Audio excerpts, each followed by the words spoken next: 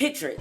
South Africa, 2010. A youngish girl from Detroit is spending over a month in South Africa covering the World Cup. On top of covering one of the world's biggest sporting events, she is drinking amazing wine and even playing with and prison posing with lions. Now, black folks already know what y'all are thinking. I get it.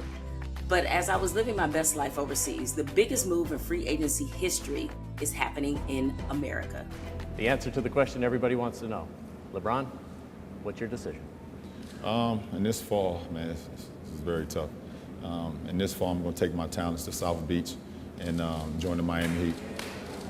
15 years ago, LeBron James shocked a lot of people with his decision to go to Miami, which subsequently kickstarted an unforeseen player empowerment movement and also represented one of the rare times in LeBron's career where he made a major misstep.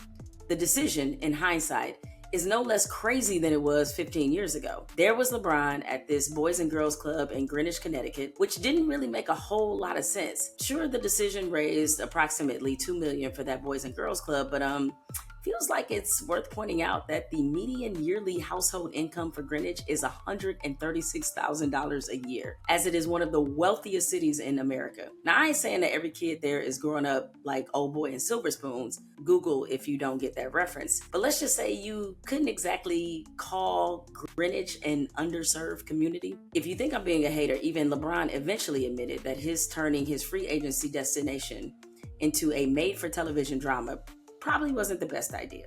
You know, if I could look back on it, I would probably change a lot of it. You know, the fact that having the whole TV special and people getting an opportunity to watch me make a decision on where I'm going to play, I would probably change that. You know, because I can now look and see if the shoe was on the other foot and I was a fan and I was very passionate about one player and he decided to leave, you know, I would be upset too, you know, by the way that he handled it. That aside, LeBron leaving Cleveland looks even better through today's lens. LeBron was a mere 25 years old then, and at that stage of his career, LeBron was fighting for his life in the Eastern Conference against the Celtics and also the Orlando Magic. Despite winning the MVP consecutive season, that playoff series against the Celtics in 2010 was jarring. In Game 5 against the Celtics in the playoffs, LeBron had 15 points and missed 11 of 14 shots from the field. In Game 6, LeBron had 27, but he missed 13 of his 21 shots, and Boston took the series convincingly. But they also sent the message that the pathway to the finals went through Boston. Now, there was no way that LeBron was going to get past the Celtics without some major help. And let's be honest, that major help wasn't coming to Cleveland. LeBron created a sweepstakes for his services unlike any we've ever seen in NBA history. LeBron interviewed multiple teams that summer of 2010. Teams were clearing cap space, selling fish dinners in the church basement, doing whatever they had to do to get it right for the king.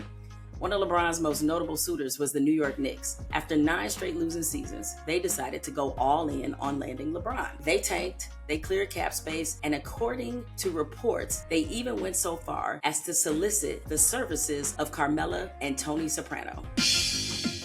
Yeah, I'll take you down. Tony, I'm so glad we moved to New York. Life is so much better now.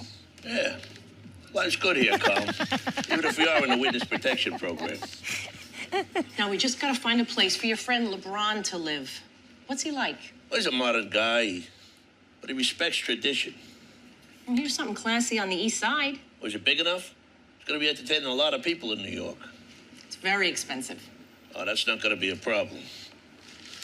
You got to find something magnificent. Something there's nothing in the world like it, one of a kind, like he is. Well, here's a place. It says it gets really loud there. Take a look. Oh, yeah. Yeah, that's it. That's going to be perfect for him. Allow me to reintroduce myself. My name is... Now, shout out to my friend Pablo Torre for unearthing this video of James Gandolfini and Edie Falco trying to recruit LeBron on behalf of James Dolan and the Knicks, who supposedly presented this to LeBron during his interview with the team. Yet, this is how the Knicks wound up with Amari Stoudemire instead. The lasting legacy of the decision is that it gave other star players a blueprint for how to best use their leverage.